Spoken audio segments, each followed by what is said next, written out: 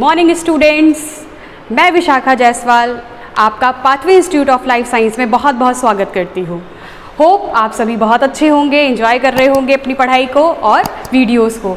तो आज जो हम यहाँ पर टॉपिक पढ़ने वाले हैं बच्चों, वो बहुत ही ज़्यादा इम्पॉर्टेंट और आपके लिए एग्ज़ाम के पर्पज़ से प्लस आपके वाइवा और रिटन एग्ज़ाम में भी पूछा जाने वाला बहुत ही इम्पॉर्टेंट टॉपिक है।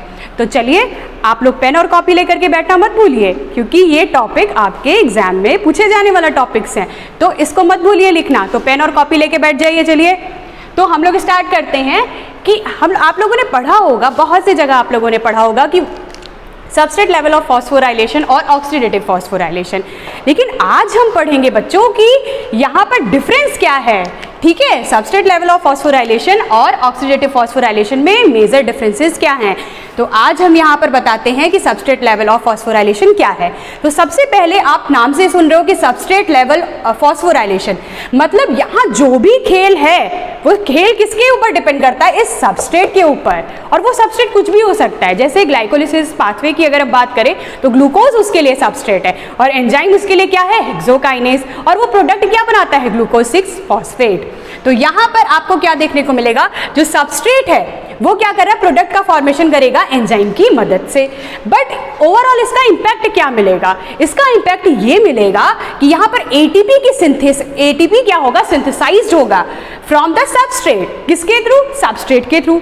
आप यहाँ पर कहेंगे लेकिन without the enrollment of, but यहाँ पर किस चीज का इनरोलमेंट नहीं होगा, वो है इलेक्ट्रॉन ट्रांसपोर्ट चेन। मतलब विदाउट इलेक्ट्रॉन ट्रांसपोर्ट चेन के बिना अगर एटीपी सिंथेसाइज हो रही है फ्रॉम द सबस्ट्रेट, तो उसको आप क्या कहोगे, सबस्ट्रेट लेवल फॉस्फोराइलेशन। ठीक है, अब अगर इसका एग्जाम्पल अगर आपसे कोई पूछे तो आप क्या बताओगे, आपने डेफिनेशन तो लिख ली, लेकिन आप एग्जाम्पल क्या बताएंगे, मतलब कि यहाँ सब कुछ सबस्ट्रेट कर रहा है, और सबस्ट्रेट है तो भाई एंजाइम तो होगा ही, क्योंकि हम लोगों ने कई बार पढ़ा है कि एंजाइम है तो भाई यहाँ पर इसकी पॉकेट है, और पॉकेट है तो भाई यहाँ पर कौन बाइंड करेगा, आपका सबस्ट्रेट। तो एंजाइम है, सबस्ट्रेट, और ये लोग बनकर बाइंड करेंगे तो क्या करेंगे, ईएस कॉम्प्लेक्स बनाएंगे, और ये ईएस कॉम्प्लेक्स क्या बनाएगा, आपका एक पर्टिकुलर प्रोडक्ट बनाएगा। ठीक है, जैसे ये मान लीजिए एंजाइम है और ये क्या है, सबस्ट्रेट, तो ये इसकी क्या है, पॉकेट लाइक स्ट्रक्चर, ये क्या कर रहा है, इस पे बाइंड कर रहा है। जब बाइंडिंग हो गई तो ये क्या बन गया, कंप्लीट पेन बन गया। तो ये क्या हो गया, आपका क्या हो गया, सबस्ट्रेट, और ये क्या हो गया, एंजाइम, और ये एंजाइम सबस्ट्रेट का कॉम्प्लेक्स, और ये आपका पूरा कंप्लीट क्या हो गया, प्रोडक्ट। ठीक है, तो यहाँ पर हम लोग एग्जाम्पल में अगर हम लोग देखा जाए कि सबस्ट्रेट लेवल ऑफ फॉस्फोराइलेशन का एग्जाम्पल क्या होता है, तो हम बोल सकते हैं बेटा ऑल मेटाबॉलिक पाथवेज। ठीक है, जितने भी मेटाबॉलिक पाथवेज है, फॉर एग्जाम्पल अगर आपसे कोई पूछना चाहे कि एग्जाम्पल बताइए, आप पूछो कि मैम एग्जाम्पल से भी समझाइए, तो एग्जाम्पल आपका मैंने लेके रखा है यहाँ पर ग्लाइकोलिसिस। ग्लाइकोलिसिस का मतलब क्या होता है, ग्लाइको मतलब ग्लूकोज, और लिसिस का मतलब क्या होता है, ब्रेकडाउन, है ना। ग्लूकोज का क्या करा रहे हैं हम यहाँ पर, ब्रेकडाउन करा रहे हैं। अब यहाँ पर अभी भी समझ नहीं आया कि ये सबस्ट्रेट लेवल ऑफ फॉस्फोराइलेशन मतलब एटीपी की सिंथेसिस यहाँ पर दिखाइए मैम, यहाँ पर इस ऐसे काम नहीं चलने वाला है ना, हमें करके दिखाइए कि हमें कहाँ ग्लाइकोलिसिस में आपकी एटीपी की सिंथेसिस हो रही है। तो चलो हम लोग देखते हैं। जब भी हम ग्लाइकोलिसिस की बात करेंगे, वैसे सर ने आपको ग्लाइकोलिसिस का लेक्चर पढ़ाया, तो अगर आप वहाँ पढ़े होंगे तो ग्लाइकोलिसिस जो होती है वो पूरी टोटल 10 स्टेप्स में होती है।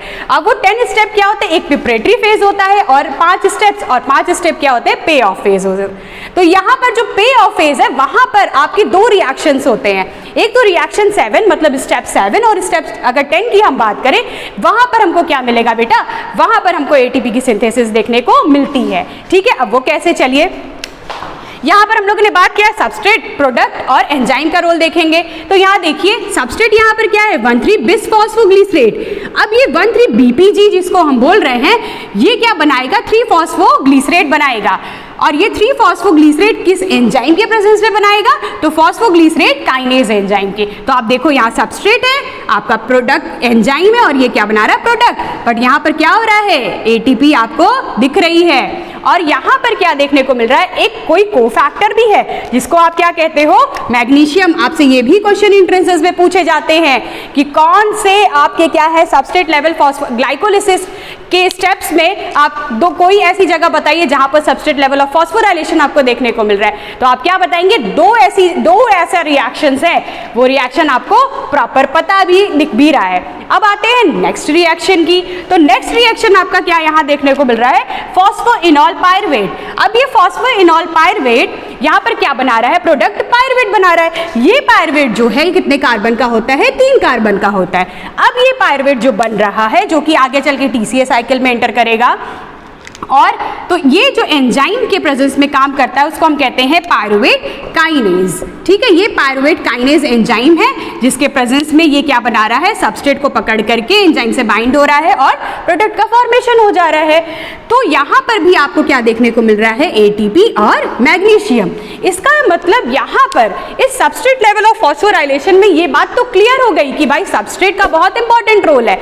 विदाउट, अगर मान लीजिए ये पेन तो है, ठीक है, बट ये कैप है ही नहीं, तो ये कैप इसके लिए सबस्ट्रेट है और ये पेन क्या मैंने बताया आपके लिए, एंजाइम है। तो जब तक ये बाइंड नहीं होगा तो कंप्लीट पेन का फॉर्मेशन नहीं होगा, तो प्रोडक्ट नहीं बन पाएगा। तो यहाँ पर आपको क्लियरली देखने को मिल रहा है बेटा कि सबस्ट्रेट लेवल फॉस्फोराइलेशन। और यहाँ पर आता है फॉस्फोराइलेशन वर्ड।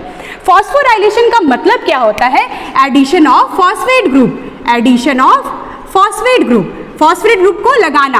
अब ये आपको लग रहा होगा कि मैम सबस्ट्रेट लेवल तो समझ आया, पर फॉस्फोराइलेशन इवेंट हमें कहाँ देखने को मिल रहा है बेटा, यहाँ पर आप एडीपी क्या कर रहे हैं, एडीपी यहाँ पर पीआई, एडीपी से क्या बन रहा है, एडीपी से आपने एक और फॉस्फेट ग्रुप ट्रांसफर कर दिया। जब एक और फॉस्फेट ग्रुप किसी को दे दिया, अभी तक उसके पास 2 था, एडीपी के पास कितने फॉस्फेट थे, 2 फॉस्फेट थे, आपने एक और दे दिया, तो उसके पास कितने फॉस्फेट हो गए, 3 फॉस्फेट हो गए। तो जब 3 फॉस्फेट हो गया तो उसको क्या बोलते हैं, एडिनोसिन ट्राइफॉस्फेट, 3 फॉस्फेट उसके पास है। तो इसलिए यहां पर हम क्या बोलते हैं, फॉस्फोराइलेशन। कई जगह आपको क्या देखने को मिलेंगे, फॉस्फोराइलेशन, कई जगह आपको देखने को मिलेंगे। जब प्रोटीन का मॉडिफिकेशन हम लोग पढ़ेंगे तो वहाँ कई ढेर सारे इवेंट्स होते हैं, एल्काइलेशन, फॉस्फोराइलेशन। फॉस्फोराइलेशन का मतलब होता है फॉस्फेट ग्रुप का एडिशन, एल्काइलेशन का मतलब होता है एल्किल ग्रुप का एडिशन, ठीक है, मिथाइलेशन का मतलब होता है मेथिल ग्रुप का एडिशन। मतलब कि ग्रुप्स को क्या किया जा रहा है, ट्रांसफर किया जा रहा है। तो यहाँ पर आपको देखने को मिल रहा है फॉस्फोराइलेशन। लेकिन जब हम प्लांट की बात करते हैं तो वहाँ पर भी फॉस्फोराइलेशन आता है, बट अगर आप वहाँ पर फॉस्फोराइलेशन को डिफरेंस करना चाहें तो वहां पर फॉस्फोराइलेशन को कैसे डिफरेंस करेंगे, तो वहां पर डिफरेंस करेंगे, वहां पर लिखा होता है फोटो फॉस्फोराइलेशन। यहां फॉस्फोराइलेशन है, वहां पर क्या होगा, फोटो फॉस्फोराइलेशन, मतलब लाइट के प्रेजेंस में ये काम हो रहा है, तो वहां पर फोटो फॉस्फोराइलेशन आपको देखने को मिलता है। ठीक है, तो मुझे लगता है ये बात तो आपको क्लियर हो गई होगी। अब हम लोग आते हैं ऑक्सीडेटिव फॉस्फोराइलेशन। अब देखते हैं कि इसमें क्या होता है। हेडिंग्स जो होती है वो खुद ही अपने आप को क्लियर करती हैं, ठीक है। तो ऑक्सीडेटिव मतलब ऑक्सीडेशन। अब ये ऑक्सीडेशन किसका हो रहा है भाई, तो ये ऑक्सीडेशन किसका हो रहा है, ऑक्सीडेशन और रिडक्शन जब दोनों ही रिएक्शन, ठीक है, जब दोनों ही रिएक्शन होती है एक साथ तो हम उसको कहते हैं रिडॉक्स रिएक्शन। हमने यहाँ लिखा है कि ये एक oxidative phosphorylation is a event of redox reaction, right. Redox reaction जहां पर भी बात आएगी वहां आप तुरंत समझ जाओगे कि वहां पर क्या हो रहा है, ऑक्सीडेशन भी हो रहा है बच्चों और रिडक्शन भी हो रहा है, मतलब दोनों ही हो रहे हैं। अब यहाँ पर ऑक्सीडेशन रिडक्शन का मतलब तो मुझे लगता है आप सभी लोग जानते होंगे, इलेक्ट्रॉन जो दे रहा है वो क्या हो रहा है, ऑक्सीडाइज हो रहा है, और जो ले रहा है वो रिड्यूस हो रहा है। मतलब कोई देने वाला है और कोई क्या कर रहा है, लेने वाला। मतलब अगर आप किसी को कुछ खरीद रहे हैं तो आप पैसा दे रहे हो, तब वो आपको कोई चीज दे रहा है, तो आप यहाँ पर लेना देना दोनों चीजें अगर हो रही हैं तो इसको हम कहेंगे रिडॉक्स रिएक्शन। तो ये रिडॉक्स रिएक्शन जो है, यहाँ पर कौन है जो ऑक्सीडेशन कर रहा है और कौन ऐसा है जो रिडक्शन कर रहा है, तो यहाँ पर हम ये पढ़ेंगे कि ये जो ऑक्सीडेशन है या वो कौन करा रहा है, NADH और FADH2। और ये NADH FADH2 कहाँ से आए, तो ये TCA साइकिल और ग्लाइकोलिसिस आप जब पढ़ोगे तो वहां से इनको ले आया जाता है। और ये एक तरह के क्या है, कोएंजाइम। कोएंजाइम, को का मतलब होता है साथ, आप किसी के साथ लग गए तो वो क्या हो गए, कोएंजाइम। तो एंजाइम के साथ अगर कोई अटैच हो गया, तो उसको हम क्या कहेंगे, कोएंजाइम। ठीक है, तो यहाँ पर NADH और FADH2 ये क्या है, डोनेट कर रहे हैं इलेक्ट्रॉन को, तो ये क्या है, ऑक्सीडाइज वाली बात करेंगे। ठीक है, ठीक, तो ये ऑक्सीडेट, अब ये डोनेट कर रहे हैं, डोनर हैं, इलेक्ट्रॉन को क्या कर रहे हैं, दे रहे हैं। अब यहाँ पर कोई रिसीव करने वाला है, यहाँ पर आपको क्या देखने को मिलेगा, इलेक्ट्रॉन ट्रांसपोर्ट चेन। यहाँ पर आपको इलेक्ट्रॉन ट्रांसपोर्ट चेन के बिना ये चीजें हो रही थी, विदाउट। ठीक है, और यहाँ पर आपको क्या देखने को मिल रहा है कि ये अपने इलेक्ट्रॉन्स जो लेकर के आ रहे हैं वो कहाँ पर देंगे, वो आपका इलेक्ट्रॉन ट्रांसपोर्ट चेन में क्या करेंगे, डंप कर देंगे। तो इलेक्ट्रॉन ट्रांसपोर्ट चेन में क्या नाम ही है, इलेक्ट्रॉन ट्रांसपोर्ट, तुम हमें इलेक्ट्रॉन दे दो, हम क्या करेंगे, ट्रांसपोर्ट कर देंगे। और ये ट्रांसपोर्टेशन कैसे होता है, with the help of 4 complexes. इसमें आप लोग 4 कॉम्प्लेक्सेस पढ़ोगे, सर आपको क्लास में पढ़ाएंगे। 4 कॉम्प्लेक्स होते हैं 1 से लेकर 5। ये कॉम्प्लेक्सेस में जो कॉम्प्लेक्स 4 है वहां पर आपको एक मॉलिक्यूल बैठा हुआ मिलेगा जिसका नाम क्या है, ऑक्सीजन। अब ये जो ऑक्सीजन है, ये ऑक्सीजन क्या करता है, ये ऑक्सीजन एक्सेप्टर की तरह काम कर रहा है। डोनर कौन था, ये आपका NADH और FADH2 जो कि ऑक्सीडाइज हो रहे थे, और ये आपका क्या है, एक्सेप्टर। कौन एक्सेप्टर है आपका, इलेक्ट्रॉन ट्रांसपोर्ट चेन के कॉम्प्लेक्स 4 में जो ऑक्सीजन बैठा है वो क्या है, एक्सेप्टर है। अब एक्सेप्ट वो क्यों किया है भाई, अगर आपने कोई सामान खरीदा है तो वो सामान क्यों खरीदा है, कोई पर्पस होगा ना। तो पर्पस यहाँ पर क्या मिला इसको, कि ये क्या करता है, वाटर बनाता है। ठीक है, ये ऑक्सीजन क्या करता है, इलेक्ट्रॉन को एक्सेप्ट किया, एक्सेप्ट करके क्या बना दिया, वाटर बना दिया। ठीक है, आपने जो प्रोडक्ट खरीदा उसको अपने किसी यूज में ला दिया। ठीक है, तो यहाँ पर वाटर बन गया। अब यहाँ पर क्या होता है, हम लोग बाद में डिटेल में भी पढ़ेंगे, what is the major difference between electron transport chain and ATP synthase. ठीक है, हम लोग दोनों में डिफरेंस पढ़ेंगे, लेकिन यहाँ पर पहले पढ़ ले। तो यहाँ पर क्या होता है कि इलेक्ट्रॉन ट्रांसपोर्ट चेन जो है बेटा, वहां पर क्या किया जाएगा, प्रोटॉन्स को क्या किया जाएगा, इन चारों कॉम्प्लेक्सेस के थ्रू क्या किया जाएगा, पंप किया जाएगा। इसमें सेकंड नहीं करता है कॉम्प्लेक्स। ठीक है, तो 3 कॉम्प्लेक्सेस के थ्रू हम क्या करते हैं, प्रोटॉन को क्या करते हैं, पंप करते हैं मैट्रिक्स से इनर मेम्ब्रेन पर। तो ये आप नेक्स्ट टॉपिक पे पढ़ोगे। तो मैट्रिक्स से इनर मेम्ब्रेन पे क्या होता है, आपका प्रोटॉन को पंप किया जाता है और ये क्या करेगा, ATP का फॉर्मेशन करेगा। प्रोटॉन्स क्या करेंगे, पकड़ पकड़ के क्या बनाएंगे, ATP बनाएंगे। तो ओवरऑल आपको क्या देखने को मिल रहा है, यहाँ पर इसका फंक्शन क्या है ऑक्सीडेटिव फॉस्फोराइलेशन का, the main function of oxidative phosphorylation to generate ATP from ADP plus PI।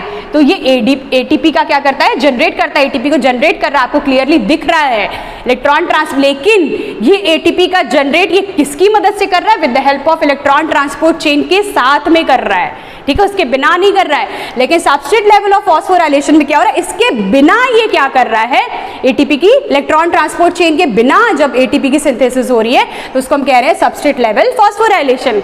अब आते हैं यहाँ पर जो आपका ऑक्सीडेटिव फॉस्फोराइलेशन है उसके हम लोग एग्जांपल्स पढ़ते हैं कि एग्जांपल की अगर हम बात करें तो हम कहें beta oxidation of fatty acid. यहाँ पर क्या करा जाएगा, फैट को क्या किया जाएगा, ब्रेक डाउन किया जाएगा। फैट क्या किया जाता है, बीटा ऑक्सीडेशन में ब्रेक किया जाता है। तो ये एक अलग पाथवे है जो कि आपको सर पढ़ाएंगे, तो आप लोग वहां पर पढ़ोगे इस टॉपिक को। ठीक है, तो मुझे लगता है कि ये बात आप लोग को क्लियर है कि what is the major difference between oxidative phosphorylation and आपका सबस्ट्रेट लेवल ऑफ फॉस्फोराइलेशन। ठीक है, आप लोग चाहे तो स्क्रीनशॉट ले लीजिए।